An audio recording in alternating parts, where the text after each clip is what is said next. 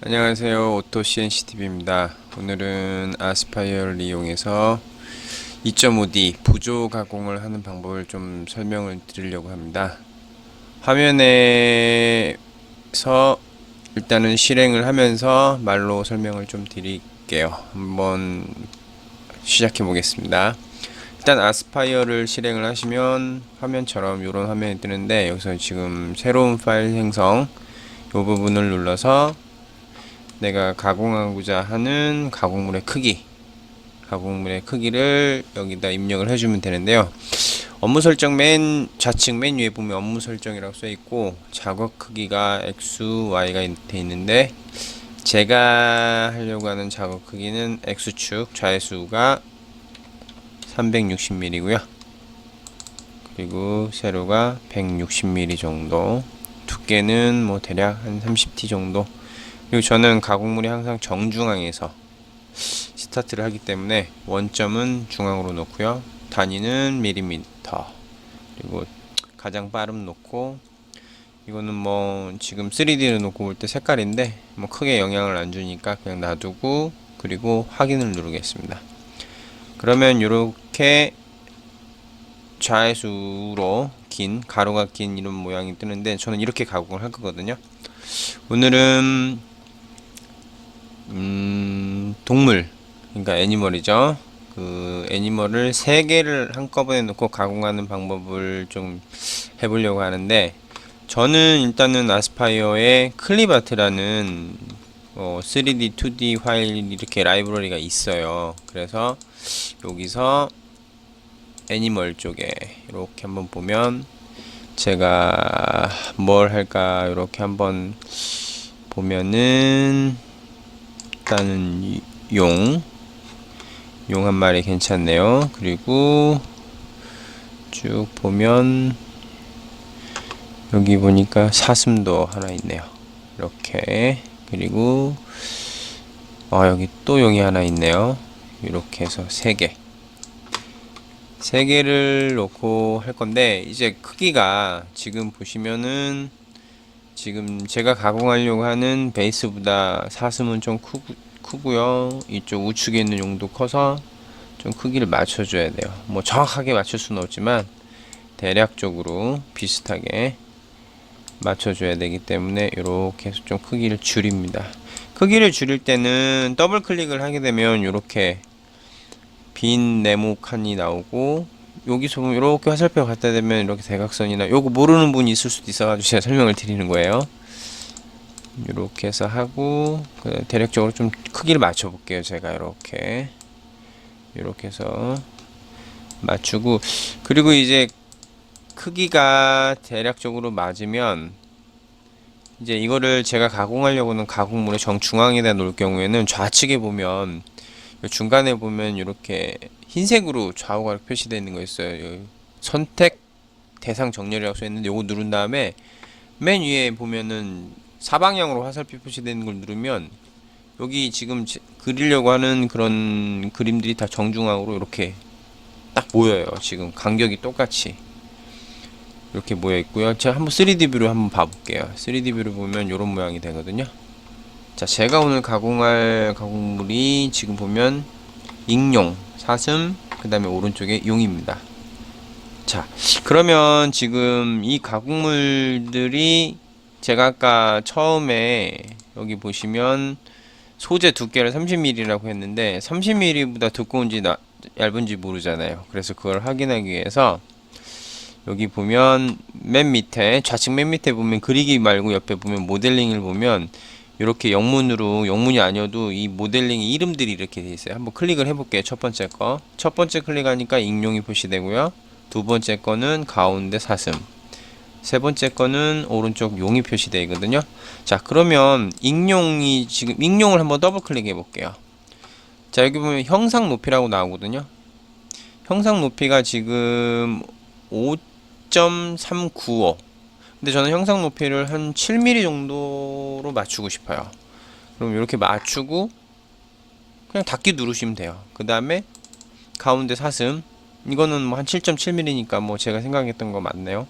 닫고, 그 다음에 끝에 용, 요것도 7mm 좀 넘으니까 뭐 닫고. 자, 이렇게 해서 이제 각 새 소재의 새 그림의 높이가 이렇게 정해져 있으면, 여기 보면 오른쪽 이제 이걸 깎으려면 어떤 도구로 깎는지 엔드밀을 설정을 해줘야 돼요. 오른쪽 경도를 놓고 고정을 하고, 자, 소재 설정을 한번 들어가 설정을 한번 봐볼게요. 지금 모델 높이는 7.7mm인데 밑으로 모델 두께가 15.48이에요. 결국은 이게 음각으로 이렇게 보면 들어가 있기 때문에 Z축 면에서 모델 높이가, 그러니까 모델 높이까지 Z축 면에서 한 7mm 정도가 더 내려가서 모델이 파이는 거죠. 이거 감안하셔야 돼. 예를 들어 두께가 한 15mm인데 모델 두께만 7mm 생각하고 파게 되면 빵꾸 나버립니다. 그러니까 저는 30mm 정도 되기 때문에 절반까지 들어가니까 충분하죠. 요거 잘 저기를 하셔야 돼요. 그리고 여기 보면 모델 위에 틈새라고 있는데 Z평면에서 바로 형상이 그려지는 게 아니라 저는 마이너스가 7mm가 들어가잖아요. 근데 형상이 Z평면 바로 위까지 올라와 있는 경우가 있어요. 그러면은 0점을 잘못 잡았을 경우에는 형상이 스크래치가 나는 경우가 생기기 때문에, 그럴 때는 모델을 밑으로 형상보다 조금 낮춰주는, 저는 그래서 항상 0.5 정도를 이렇게 밑으로 내려줘요. 그래서 설정을 하고, 그 다음에 다른 것들 보면 뭐 두께, 그 다음에 여기 보면 원점, 그리고 뭐 소재 위에 급속 틈새라고 했는데, 이거는 깎고서 다음 소재로 넘어갈 때, 흔히 말하는 무브와 이동할 때 Z축이 가공물 Z축 0점면에서 떠서 가는 높이를 말하는 거예요. 그리고 여기 보면 홈 시작 위치는 뭐 아까 여기 보면 가운데 00에 Z축은 20mm 위에서 스핀들이 돌고 그때부터 하강에서 시작한다라는 겁니다. 이 표시가. 확인을 한번 눌러볼게요. 그리고 이제 엔드밀을 설정을 해야 되는데, 보통 우리가 이제 흔히 말하는 부조 가공이라고 하는 거는 황삭이라는 거친 가공, 여기 보면 황삭 있죠? 그리고 여기 지금 구처럼 생긴 정삭이라는 아주 부드러운 볼 엔드밀로 깎는 이 두 과정을 거치게 되는데, 요즘은 엔드밀이 워낙 좋아져 가지고 저도 그전에는 황삭은 평 엔드밀로 하고, 그 다음에 그 정삭의 부담을 덜 주기 위해서 볼 엔드밀을 쓰지만, 지금은 테이퍼 엔드밀이라는 게 있어요. 날장이 좀 길게 나오는 그걸로 정삭을 한 번에 들어갑니다. 뭐 예전에는 황삭 정삭을 했는데 이제는 정삭을 한 번에 들어가요. 이렇게 해서 저는 이제 쓰던 공구가 있기 때문에 여기 공구에서 선택을 한번 눌러볼게요. 그러면 이게 공구 목록이 쭉 나오는데 제가 다 썼던 거거든요. 제가 할 게 각도가 한 30도 정도 나오고요. 그 다음에 두께가 지름이죠. 지름이 1mm 정도 돼요. 여기 있네요. 잠깐만요. 1mm 여기 있네요. 1mm. 여기 보면 뭐 여기 그림이 상세히 나오긴 했는데 1mm 넣고 각도는 뭐 30도. 그 다음에 반지름은 여기다 0.5를 넣어볼까요? 적용이 안 돼요. 그래서 0.5보다 적은 0.499를 넣으니까 적용이 돼요. 그리고 여기서 보면은 제일 중요한 게 겹침이라는 게 있어요. 겹침. 자, 이게 우리가 그냥 한국말로 겹침이라는 거는 얼마나 겹쳐서 가느냐인데, 자, 겹침을 몇 퍼센트로 줄 거냐. 자, 20% 겹침을 하면 80%는 겹치지 않는다라는 거잖아요. 그럼 20%씩 띄엄띄엄 가기 때문에 틈이 길어져요. 여기서 말하는 걸로 따지면. 근데 20% 겹침을 해놓으면 얘는 80%가 겹쳐요. 그거 한번 보여드릴게요. 제가 보면 예를 들어 80%씩 겹쳐간다 그러면 되게 조밀하게 가야 되잖아요. 그쵸? 한번 보여드릴게요. 누르고 계산을 한번 해볼게요. 그냥 파란색 선이 보이긴 하는데 되게 밋밋하게 가죠. 자, 그러면 거꾸로 여기서 선택을 하고 20%만 겹쳐라. 그럼 조금 겹치라는 얘기잖아요. 겹치고 가라 하고 계산을 해볼게요. 진한 파란색이 나오죠. 그만큼 조밀하게 갔다라는 표시거든요. 이 파란색이 아까보다 훨씬 조밀하게 갔거든요. 그러니까 지금 그 한글 버전 같은 경우 아까 그 공구 선택에서 겹침이라는 부분은 그냥 내가 20%를 놓으면 80%가 겹치고 10%를 놓으면 90%가 겹친다라고 보시면 될 것 같아요. 그러니까 여기서 입력하는 숫자가 적을수록 더 조밀하게 나온다라는 거죠. 그렇게 생각하시면 되고 뭐 나머지 여기 밑에 또 나오네요. 클리어런스 겹침이라고 80%. 요거 보시면 되겠구나. 제가 여태까지 요걸 생각을 안 했네요. 스핀들 속도는 보통 우리가 나무 재질에 따라 좀 다르긴 한데 저는 보통 12,000 정도 놨다가 그 엔드밀이 나무를 가공 들어갔을 때 소리를 보고 좀 높여주거나 좀 낮춰주거나 하는데 12,000rpm보다 낮추지는 않습니다. 그리고 이제 피드레이트 같은 경우는 제가 초속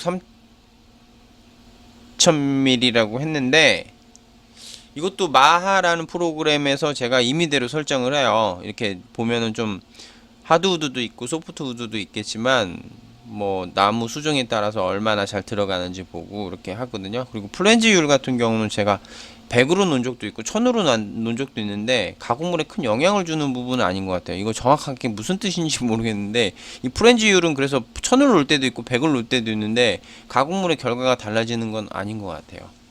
크게 신경 쓰지 않아도 되는 부분이라는 거죠.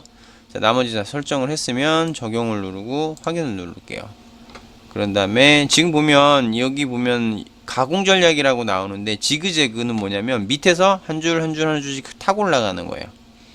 그리고 옵셋은 뭐냐면 우리가 이제 옵셋을 누르게 되면 우리가 미로 파듯이 이렇게 해서 네모나게 이렇게 파가지고 나오는 거죠. 이런 식으로 여기 나오네요. 저는 지그재그로 하겠습니다. 지그재그 각도 따로 표시 안 해도 그냥 상관은 없는 것 같아요. 그리고 계산을 한번 누르고 그러면 여기 밑에 스크롤바가 움직여서 이렇게 뜨죠. 그리고 한번 시뮬레이션 한번 봐야 돼요. 여기 보면은 속도에서 파란 막대를 이렇게 좀 낮추면 그리고 시각화공 한번 눌러볼게요. 네.